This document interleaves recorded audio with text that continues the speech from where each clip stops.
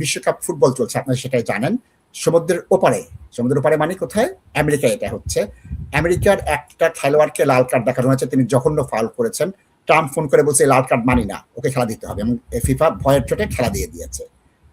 তুমি এই খেলো, কোনো অসুবিধা নেই, তুমি লাল কার্ড পেয়েছো কিছু। আমরা ট্রাম্পের হচ্ছে আইন, ফিফার কোনো আইন নাই, ফুটবলের কোনো আইন নাই।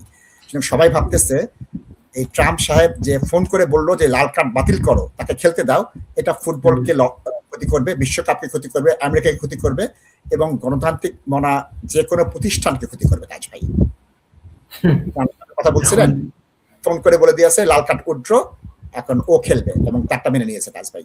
এই রাত্রে 1টার সময় সেই খেলোয়াড় আবার খেলতে নামবে। নাসিব ভাই কমেন্ট করবেন না, ওই ভেনেজুয়েলার প্রেসিডেন্টকে ও উঠাই নিছে, আবার আপনারে আমারে উঠাই নিবে আমরা কল নেই through British through American embassy আমাদেরকে নিয়ে হাউস অ্যারেস্ট করে রাখবে। এখন কি করবেন?